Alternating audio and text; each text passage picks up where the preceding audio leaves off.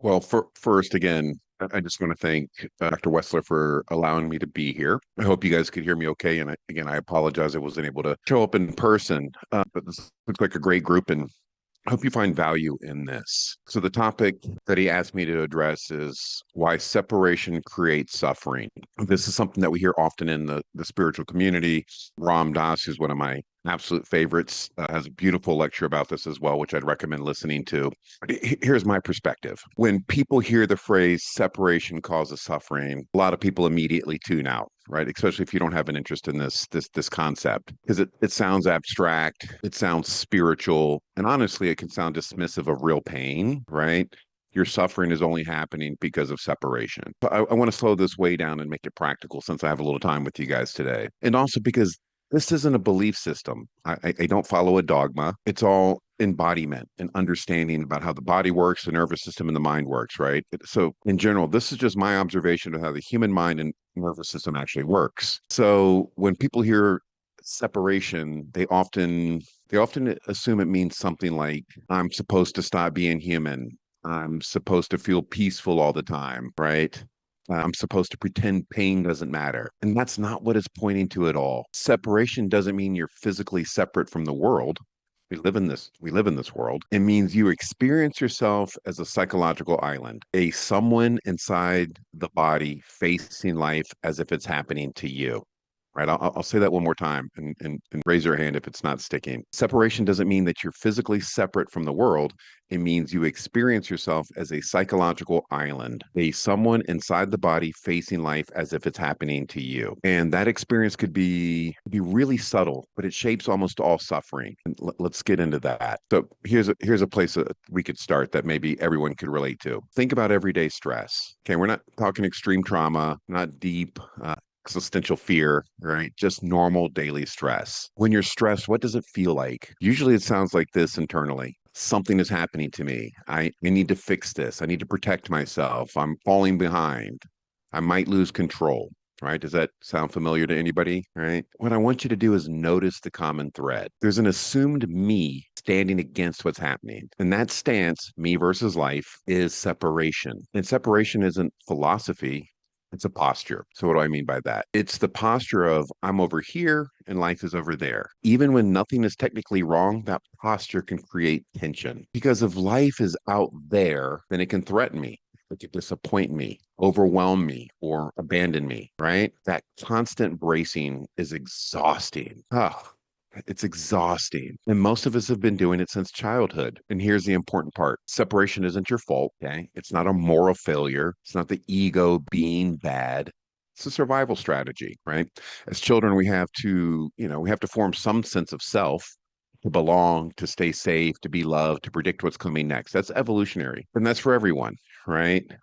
And then the nervous system learns if I know who I am and how the world works, I can survive, right? You're learning how to navigate this world through the I, and that's intelligent and that's adaptive. That's normal. So the problem isn't that a sense of self forms because it's going to form with everyone. The problem is when we unconsciously believe that's all we are. And you're more than that. We're all more than that. It is a learned set of beliefs and identity and programming, essentially. Programming really is the best word for it. So here's where suffering actually enters, right? Pain is unavoidable. Loss is unavoidable. Change is unavoidable, right? I don't care how much you meditate. I don't care how deep in spiritual practices you are. All of these are unavoidable. But suffering happens when pain is filtered through that thought. Why is this happening to me? Why is it happening to me? And in that moment, the body tightens, the mind resists, and the story becomes personal. And, pain plus resistance equals suffering. Pain plus resistance equals suffering. And resistance comes from separation. So, what does non separation actually feel like? And this is important. And it matters. And it's also not mystical, right? This isn't magical dogma. Non separation doesn't feel like fireworks. Right. It's not like not separate. What it feels like is relief. Life is happening. Emotions are moving. Thoughts are arising, but there's no one at the center being attacked by it. And people experience this briefly all the time. Everyone in this room has had these moments while watching a sunset, during deep focus and moments of awe, maybe while you're doing your classwork, right? Sometimes in meditation, sometimes during psychedelics, a lot of the folks I work with, right? Sometimes while holding a child, and sometimes oddly enough, even in grief, the story quiets, the stance softens, and there's peace. There's just peace, not because life changed, but because the relationship to life changed. And here's a simple analogy. Imagine watching a movie. And this has been really helpful for me. And so hopefully it lands for you folks. So imagine you're watching a movie, and at first, you're watching a screen. You're watching it, you're sitting in the audience, there's the movie. But at some point you forget. You're absorbed into it, right? You're absorbed into what's happening. Now the character's problems feel personal. Your body reacts. Your emotions spike, right? Nothing changed in the movie. The only thing that changed is identification, right? Suffering works the same way. Life is the movie. The me is the character, and awareness is the screen. And this is something I learned when I was really young, of learning to just watch the movie, right? Watch the movie. And when identification relaxes, suffering relaxes. So if you go and listen to it, when Ram Dass talked about separation, he wasn't saying pretend you don't exist. That's not where we're going. He was pointing to something much simpler. There is awareness having a human experience, not a human that who owns awareness.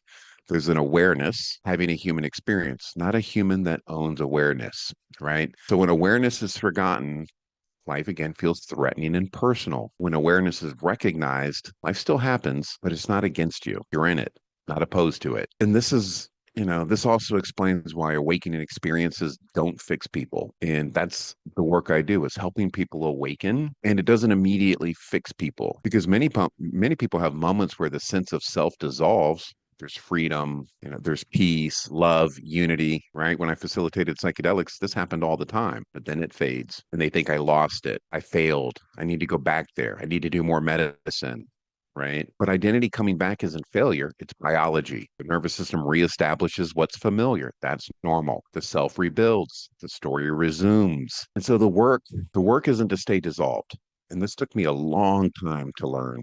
I always felt I was doing it wrong. The work is to see the self as the process, not a prison. The work is to see the self as a process, not a prison. To know I can function as a person without believing I am only the person. I hope that makes sense. And I know that was a long answer, but here's the cleanest way I know to say all of this. Suffering doesn't come from life being painful. It comes from believing there's a separate me inside the experience that life is happening to. It comes from believing there's a separate me inside the experience that life is happening to. And when that belief loosens, even briefly, there's relief. Not because life got easier, because it stopped being personal. And just to be clear, this isn't bypassing. That doesn't mean that you don't grieve, that you don't feel anger, that you don't set boundaries, that you don't take action. Again, this is what I missed for many years. I would feel anger or I'd feel frustration. I'm like, you're doing it wrong. The realization that you still feel everything. The difference is the emotions move through you instead of defining you. I'm now aware of them. I can witness, I can notice without falling into them. So you're not numb, you're not detached, you're not floating above life, right? You're in it, which is what I think we're here to do, right? Just a belief. I think we're here to experience this reality. So let's experience this reality again, not being pulled into it, without being consumed by it. So here's the final grounding thought. You don't stop being human. You stop believing the human story is the whole truth. And when that belief softens, suffering softens with it. Not becomes life becomes perfect. Again, life is never going to be perfect, but because you're no longer alone in it. I hope that sits for you guys.